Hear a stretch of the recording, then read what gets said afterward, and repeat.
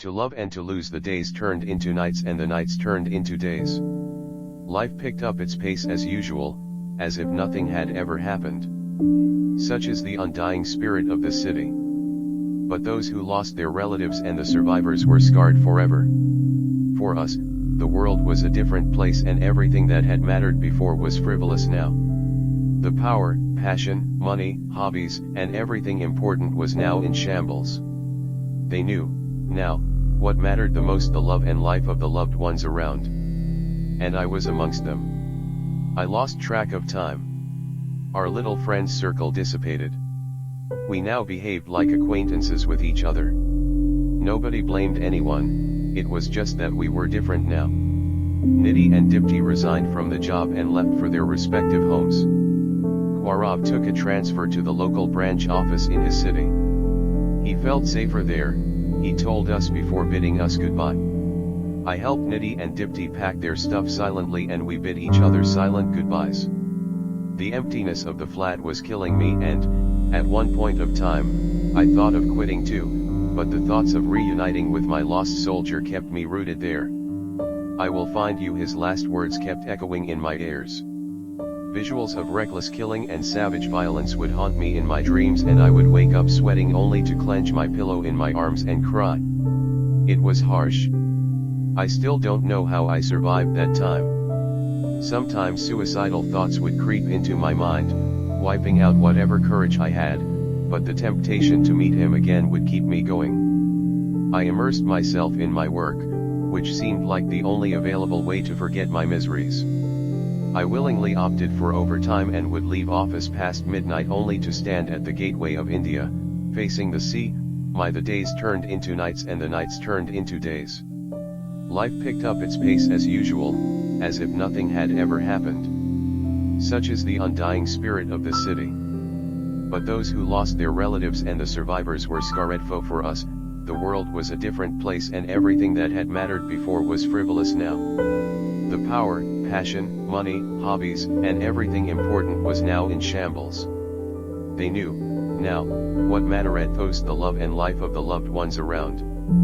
And I was amongst them. I lost track of time. Our little friend's circle dissipated. We now behaved like acquaintances with each other. Nobody blamed anyone, it was just that we were different now. Nidhi and Dipti resigned from the job and left for their respective homes. Gaurav took a transfer to the local branch office in his city. He felt safer there, he told us before bidding us goodbye. I helped Nidhi and Dipti pack their stuff silently and we bid each other silent goodbyes.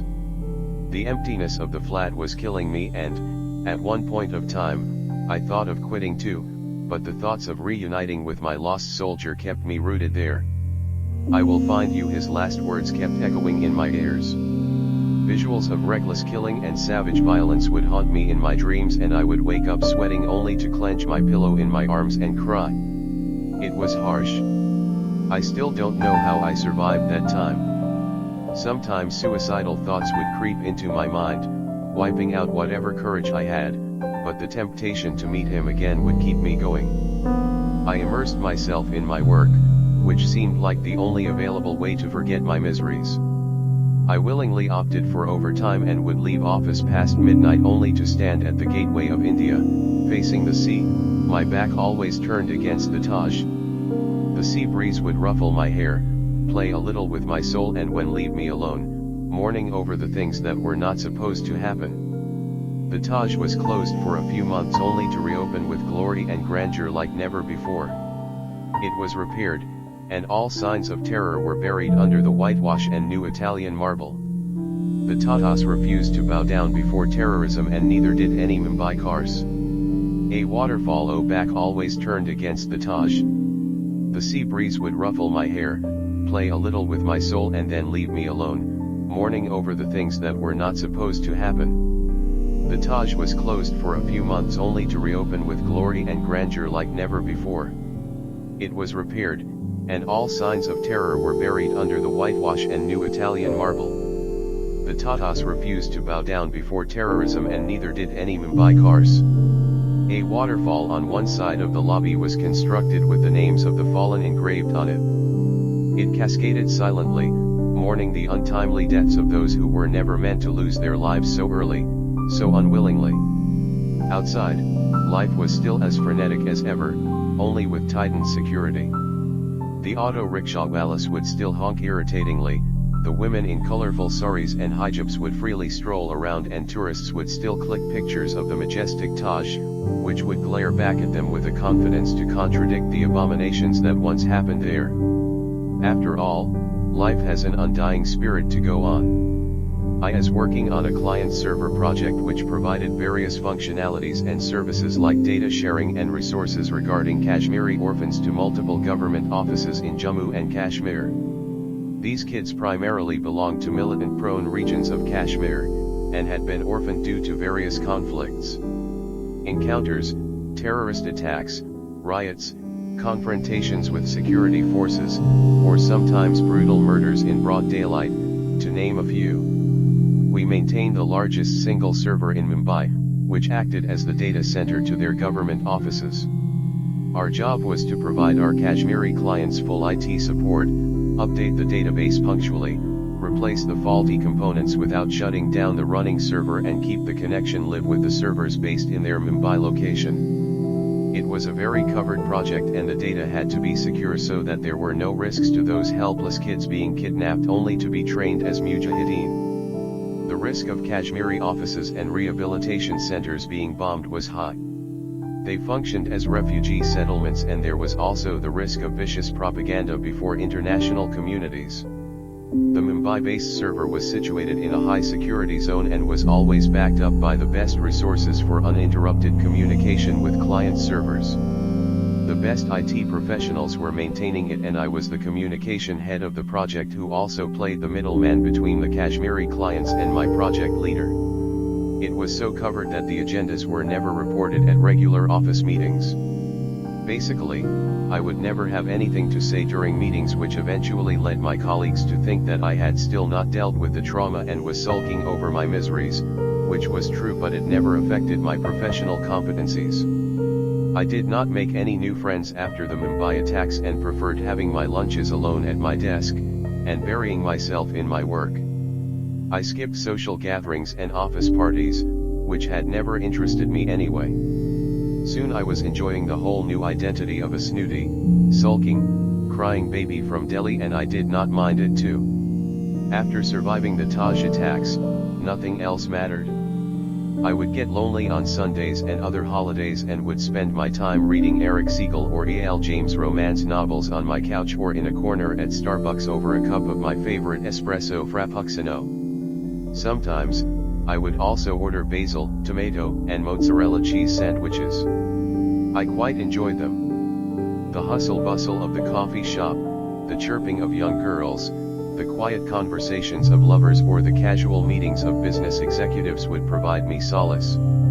The smell of freshly brewed coffee and the aroma of coffee beans, topped with the faint smell of cheddar cheese and mozzarella on sandwiches, would make my senses tingle, and once again I would crave his company. The holding of hands and nudging of the elbows of lovers who frequented my favorite coffee shop would make me smile and wonder, would I ever be able to live so casually, so sweetly, so normally again? Virat was gone. For a very long time, his voice echoed in my ears, "I will find you."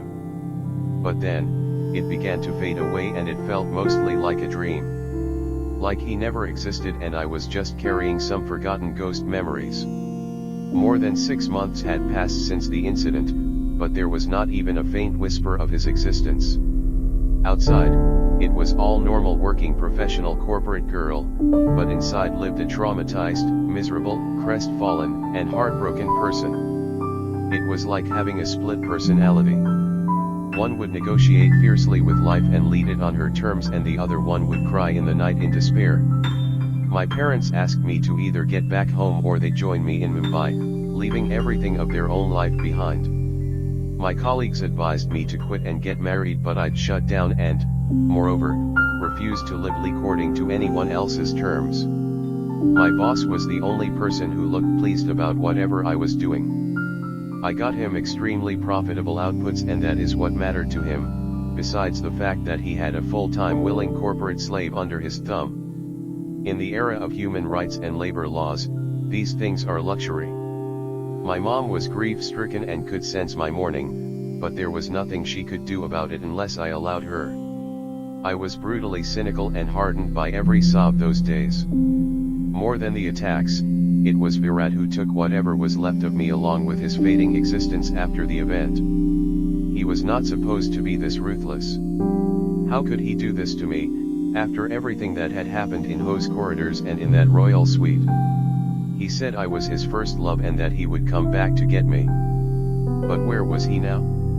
How could he be so cruel? Perhaps he never existed? One day I got a call from my Kashmiri link, a powerful bureaucrat back in Jammu and Kashmir. He said he wanted to come over to the Mumbai EO, manually enter some data into the servers, and also wanted to perform a quick inspection of the ongoing operations.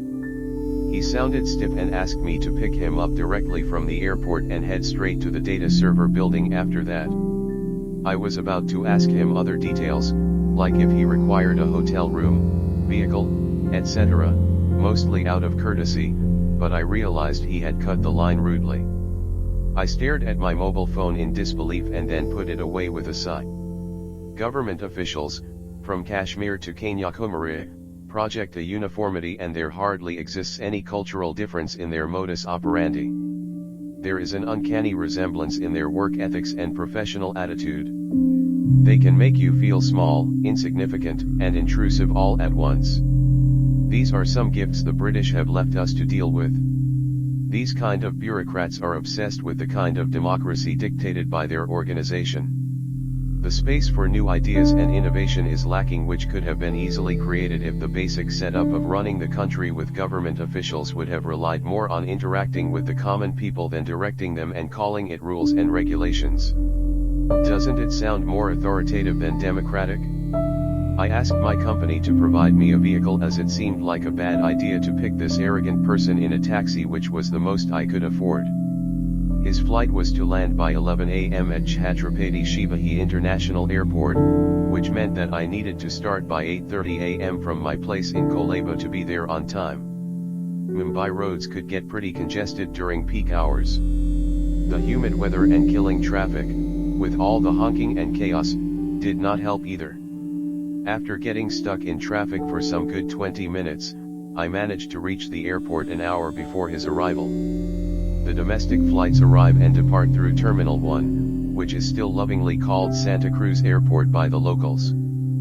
Fondly remembering its old glory days several years back. There were a few nice bakeries and coffee houses outside the airport, and I decided to savor some airport snacks, loudly anticipated by my growling stomach. I had skipped my breakfast in a rush to reach the airport, and now was the time for some quality snacks. I ordered one whole wheat sandwich along with an espresso and picked up the Mumbai Mirror quite happily. All this was an early morning luxury for a corporate professional. But bad days can be brutal, and the romance between the coffee mug and my lips, which insisted on long soothing sips, were broken down by the annoying ringtone of my cell phone. I hated the call that moment. It was from Mr. Durrani, the client. Even before I could say hello, his stiff voice filled the phone. "Where are you? I have been waiting for the past 5 minutes." 5 minutes? Really? He sounded like it was the end of the world. "I am just coming. I thought you'd arrive by 11 a.m. but it's just 10:45 and I thought..." I stopped mid-sentence and realized he had disconnected the phone already. I left my half-sipped coffee and untouched sandwich and rushed out. It is not every day that such delicious little delicacies get such a rough treatment by their sophisticated buyers. When I finally reached the arrival gates of Terminal 1, it took me no time to locate the stocky short man with extremely fair complexion. He had an imperfectly placed paunch which looked rather funny on his stocky stature. But he was quite muscular, which I guess is characteristic of people from the mountains. His grey hair was combed neatly and his facial hair were trimmed. He was dressed in a civil servant attire, a pitch black suit and a black tie over a white shirt with a small briefcase in his hands. He did not realize one thing, that the hot and humid Mumbai weather would roast him in his suit. The beefy, bull-necked official was rolling his eyes while looking at his wristwatch the whole time. Nothing remotely similar to my idea of a sleek-looking government officer gathered over the years through A.J. Devgan movies. Sigh. Hello sir. I put my hand out for a handshake. He arrowed his eyes for a moment and grasped my hand rather authoritatively. The way you shake hands with someone speaks a lot about you. For instance, the palm down handshake, when your palm is turned to face downwards, projects immediate authority and domination over the other person. I read in a self-improvement book called Good Grooming and how it affects your social relationships. If it is to be believed, then it was not even 2 seconds and we already had negative vibes between us. What was he expecting me to do? Salute. For 2 minutes straight we shook each other's hands and broke it uncomfortably, only to observe 2 more minutes of uncertain silence before I decided to take control of the situation. After all, what is the use of being an urban, liberated, free-spirited professional girl if I cannot even deal with petty handshakes? Welcome to the city, Mr. Durrani, I said, breaking the uncomfortable silence. Was that all he could utter? Sheer disbelief was floating in my eyes, yet I was not ready to give up. Do or die. So what are your plans, Mr. Durrani? Do you want to drop your luggage in your hotel room, or would you just like to go to the servers? I asked in a very business-like manner. Servers. One single word. Poor me. Eyes still wide in disbelief. Would you like to accompany me in my car, or do you have an arrangement? I asked again, not ready to give up. If chivalry is a word, then he surely was not aware of it. Instead of replying, he took out his mobile phone, pressed the keypad and growled, "Yes." That was it. Not even a single second passed and a white Hindustan ambassador car flashing a red beacon screeched to a stop near us, and 2 police personnel jumped out of the still-moving car and saluted him crisply. I stumbled a bit and flinched, totally dazzled by the quick events. He got into the ambassador and uttered a single word, "Come," without even turning back. I followed him at once, not thinking about my own driver and car, which was in the parking area. There was utter silence inside the car, and right then, typical of Mumbai weather, it began to mist just enough for the car windshield wipes to skip and hop like a tap dancer as we moved steadily towards our destination. The rain in Mumbai is beautiful. Then the petrichor emanating from the roads and soil delights the olfactory receptors. I was tempted to roll down the car window and stick my face outside and let the breeze play with my hair, but I decided against it, sighed and let that thought go, with a very austere Mr. Durrani projecting a rigidly puritanical outlook sitting just beside me. Our ride to the data servers was in silence, save the swish of the windshield wipers. We finally reached the data server building, which was situated in Navi Mumbai Mahapi IT Park. Navi Mumbai is a very well-planned city and known to be the hub of software-based companies that acted as IT solution providers, providing software, hardware, data center services or website hosting solutions or many other services to offshore clients, while the DESI employees would also be recruited by the same multinational companies as cheap workforce for clients abroad. These are some high security and highly energized zones of Mumbai, known as the Silicon Valley of Mumbai. Our technology-enhanced flagship office building was a state-of-the-art 9-story office built on the highest security zone of the IT park, where most government or intelligence offices were situated. I could not resist the sight of the grandeur and glory that this facility radiated. Every aspect of the building, from workspaces to the conference rooms to a fitness center and the parking space, was thoughtfully designed. There were large open floor areas, and the top floors were set back a few meters from the boundary in order to provide an outdoor deck, while the ground floor was set back to form a reception and shopping colonnade. The building was made up of frames, vertical tubes, horizontal and vertical plates with an excellent view of the city landscape. There was a concreted trail surrounded by shrubs and trees leading to the main building, enhancing the natural beauty around. Utterly beautiful.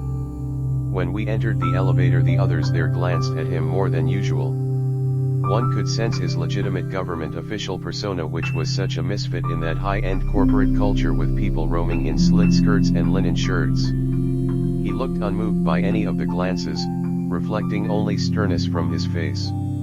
We stepped out of the elevator to the 8th floor, which was solely dedicated to data servers. We went through the regular security check and I introduced him to the tech guys who took him inside. I heaved a sigh of relief and plopped down quite gladly on the plush sofa which was at the reception area along with a birchwood table. I flipped through a few magazines, played a few mobile games, tried calling a few friends, closed my eyes for a while and even strolled in the compact area for some time till he came out with those two tech guys and shook his hands with them quite warmly. That hurt. I had spent an entire day with this man, even received him from the airport, and he behaved as though I was an insignificant creature. And look at these two guys who were with him for some 2 hours but managed a real warm handshake from him. The job of a middleman sucks actually. The humiliation did not end there, as I had to escort him back to his government guest house in Naval Nagar, where I signed all the papers on his behalf as instructed by my company, made him comfortable and then headed back to my place by 9 o'clock at the night. Meanwhile I also got a nasty call from the company driver who shot out some W words like what? Where? Why? Only to hang up happily once he knew I'd returned by myself. That was one savage day in my life that went by in a jiffy, with the end result of me going to sleep quite miserably and hungrily. Some days are just like that. You have no control over them. You will scratch your head, curse the planet or simply keep going, but it would end only with the setting sun and sparkling stars up in the sky. There is not much you can do about it. It feels as if some karmic wheel is rotating with all its ferocity with you playing a pawn. It reminds me of Balaladeva, the primary antagonist of the movie Bahubali, who possessed some sort of scythe chariot drawn by a pair of horses in the Kalikeya War. The powerful chariot would be drawn by two Gaur bisons with 3 spinning scythes with a mechanism to shoot multiple arrows simultaneously at small intervals. Sometimes, life comes at you like his chariot, and you cannot even run and hide. You get slaughtered and wait for it to get over. Thankfully my day ended and I hope never to see that arrogant man again.